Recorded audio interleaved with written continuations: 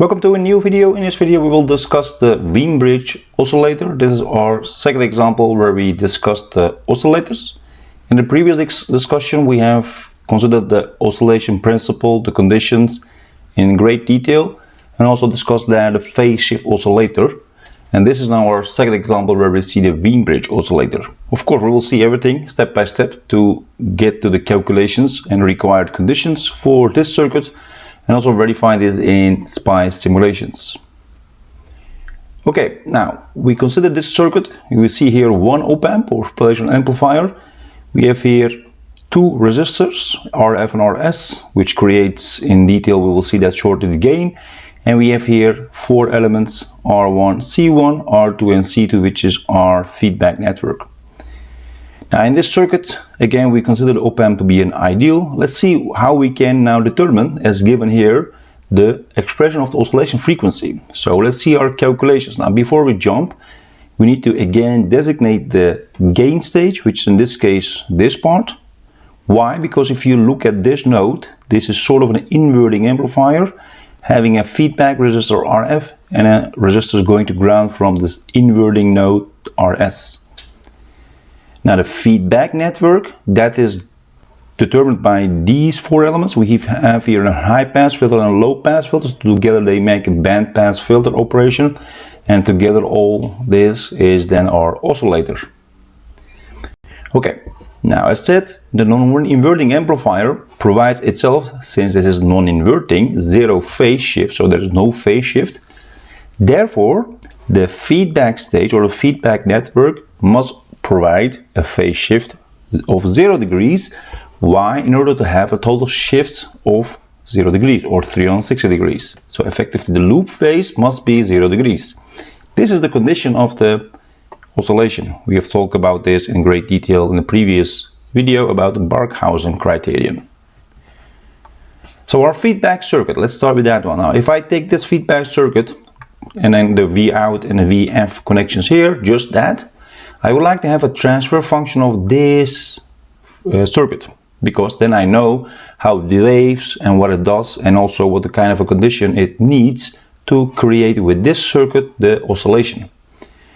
Now we call this transfer function beta, and it is now given in the Laplace parameter S, and we say the V out is our input and VF is our output. So this is reversed, so it sounds like we need to have an output here, but that goes of course in the feedback stage. And this VF goes now out, and then that is also the input for our non-inverting amplifier. Now we have here our fraction. So how do we determine that? Now there are different ways to do that. What I prefer and what I like to do here is to designate this as an impedance. I call this ZA, and this one I call this ZB. So ZA is a series combination of R1 and the C1, which is a reactance of C1, and ZB is a parallel of these two elements.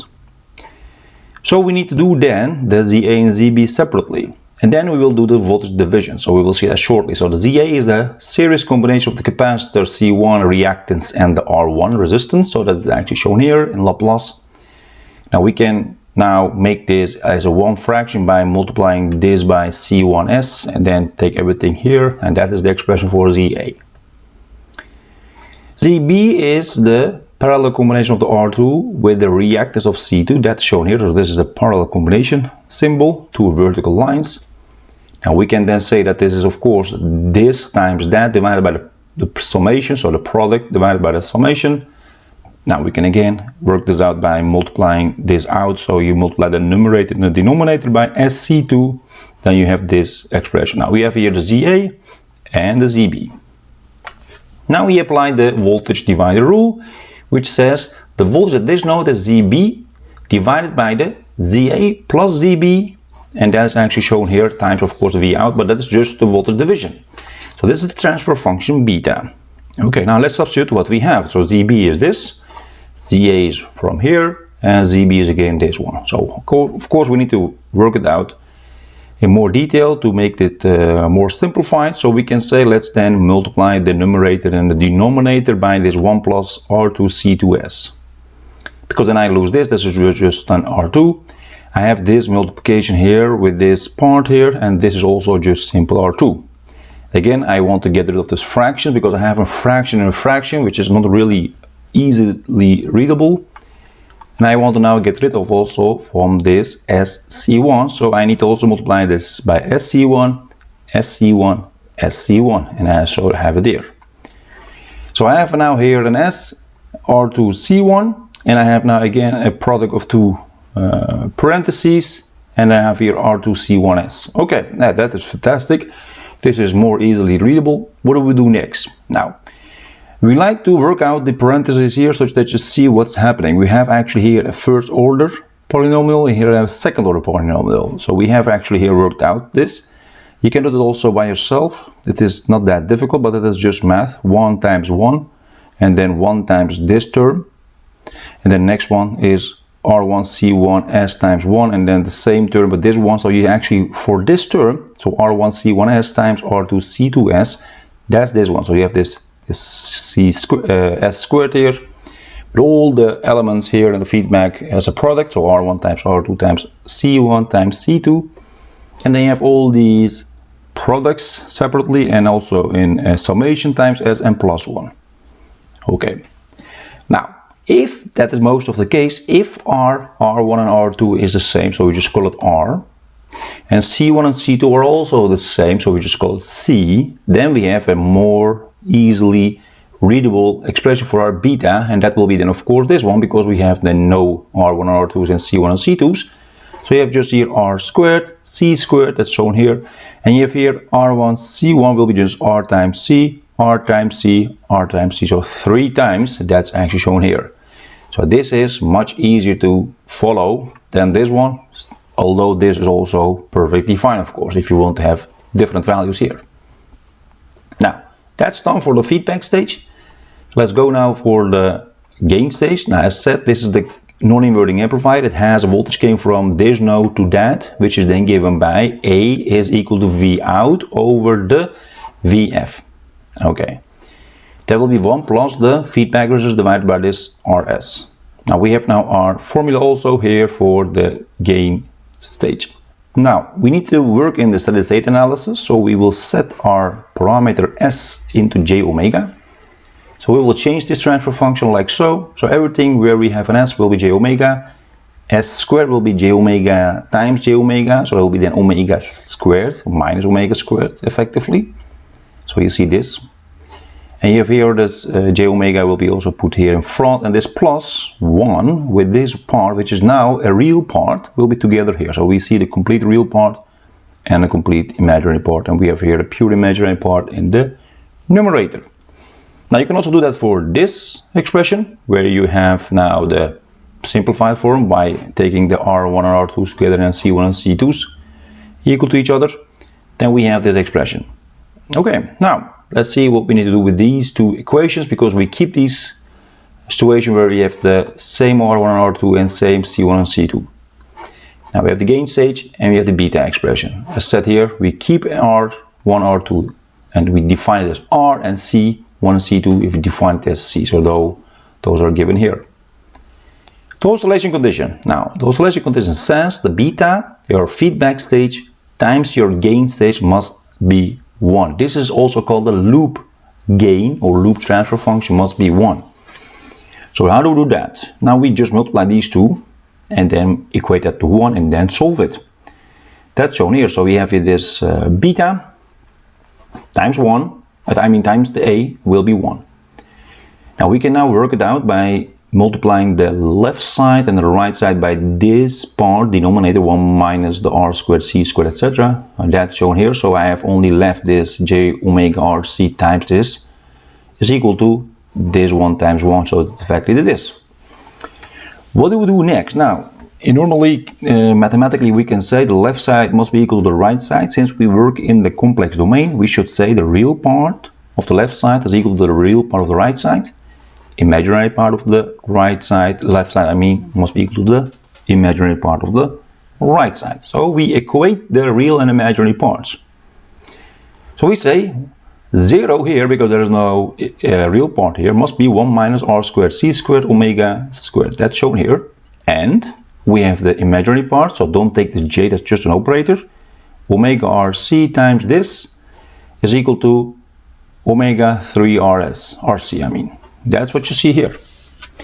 Now what do we do next? Now we need to now calculate the situation for the omega and also the other parameters, such that you know the formula for the oscillation frequency. So you take this minus r squared c squared omega squared to the left side, so it will be a positive, and then we can now divide out the r squared c squared. And this is almost done, because we now can say take the square root of the left side and the right side. This is a pretty simple formula now, and this is indeed our oscillation frequency. So we define it as omega oscillation. Of course we want to have the f, so in hertz, not in radians per second. You just divide your formula here by 2 pi, and then you have your oscillation frequency. And this is a pretty simple formula. We know this also from simple low pass filter, where you have the cutoff frequency, let's say 1 over 2 pi RC. This is exact same, so we have the same formula also, in this case, for your oscillation frequency. Now we know this. Let's go also for this one. Now we can now do the simplification by dividing out omega RC here, also left and right hand side. That will give you just 1 plus RF over RS is 3, because that is divided out. And that will be then RF over RS will be 2. Now this is also another condition. That means the ratio RF over RS will be 2. That must be 2. So we have now two conditions, this one and that one. Now, we will see later what this means and if this is sufficient, because the Barkhausen criterion is a necessary condition, but is not the sufficient condition. So we need to sometimes look at the non-ideal effects in your circuit, so that will be discussed shortly. So, for this circuit, considering everything to be ideal, the requirements for our Wien-Bridge oscillator must be then given by this oscillation frequency, pretty simple, in omega and in a radians per second, and also our ratio of RF and RS must be 2. So if you take 1, it will be not oscillating, and if you take let's say 5 or 3 larger, then you get clipping in the output. We will see that shortly what it all means. Okay, now we have a design of an oscillation frequency specifically for this frequency. So this is now 31.416 kilohertz. So almost 31.4 kilohertz. We would like to have that. We keep our operational amplifier ideal, and we again set our R1, R2 equal to each other and C1 and C2 equal to each other. So how do we do that? Now this is a design problem.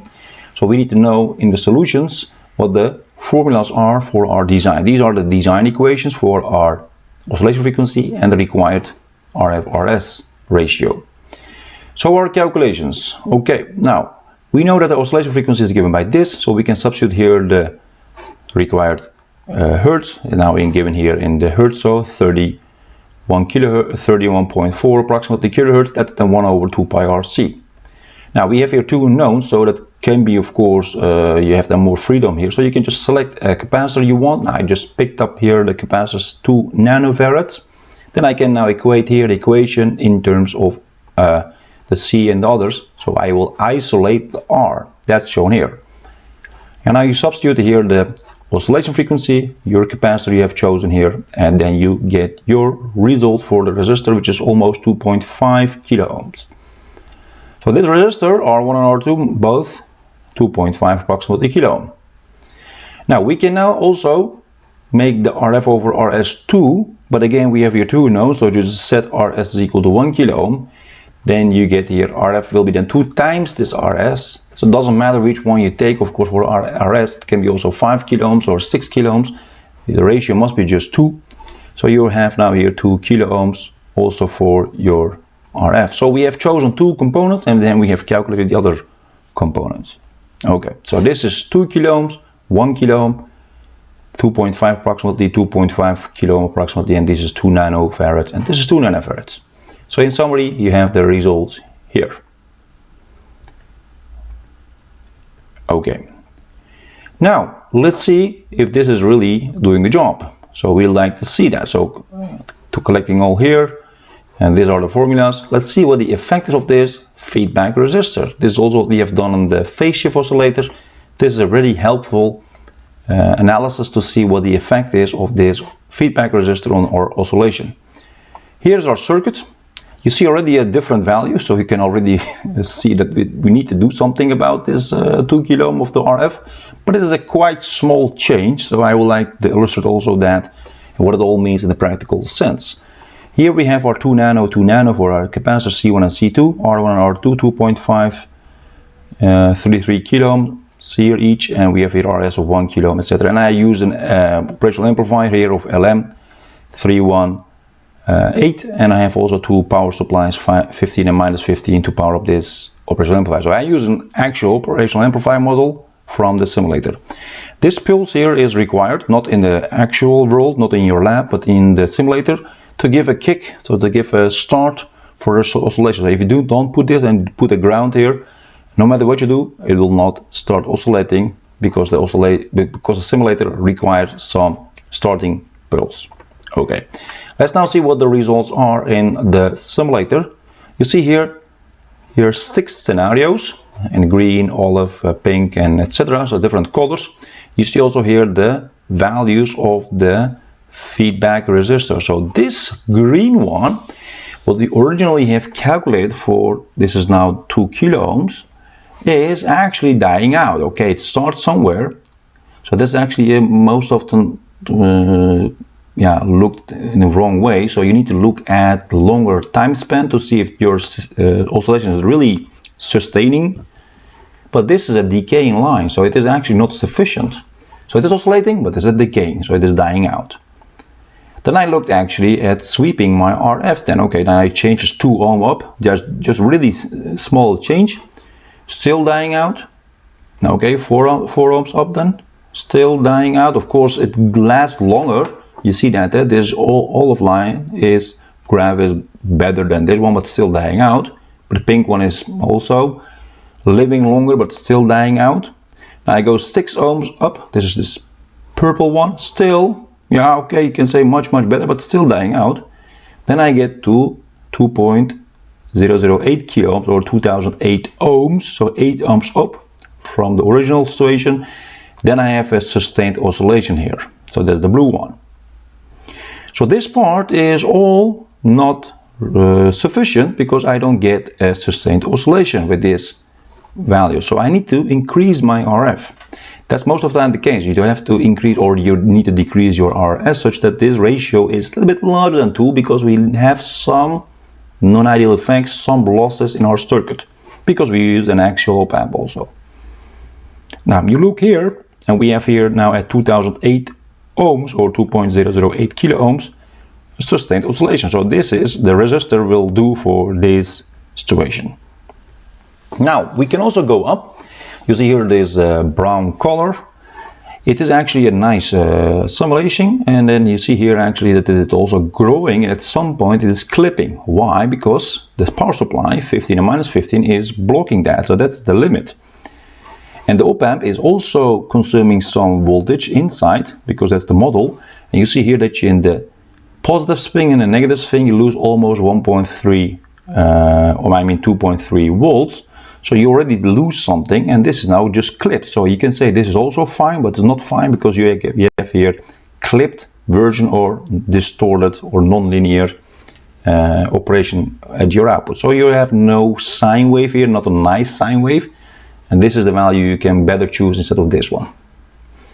So we have seen here by doing this sweeping operation in the simulator that you need to increase your designed or calculated value of your 2 kilo ohms RF by 8 ohms and going to this value. So we will use that. That's the reason also why we have it here. Now we'll now do the simulation with this new RF, because we have created a sustained oscillation, but we don't know yet if this frequency is also achieved. That's of course the next question. You see here now the two plots. The red one is our feedback voltage. You see it is a sort of a nice sine wave.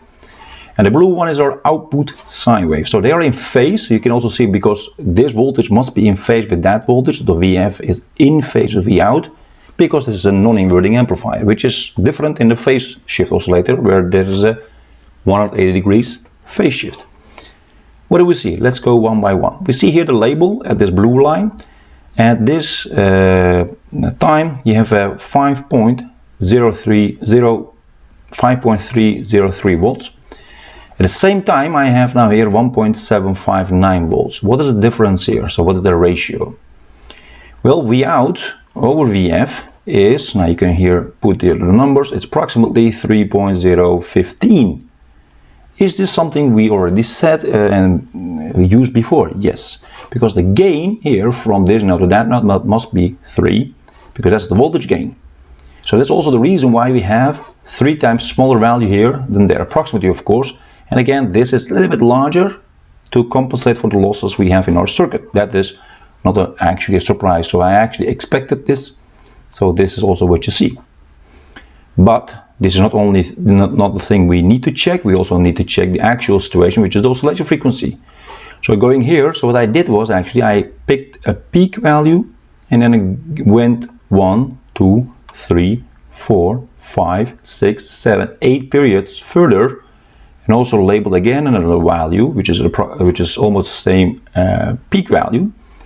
And I have here my new time. So this time span I can calculate, which is 98.293 milliseconds minus this, and which will be then 262 microseconds. This is then 8 periods long. So 8 periods are 262 microseconds. So 1 period, so 1 t, is then just divided by 8, will be then here 32.75 microseconds.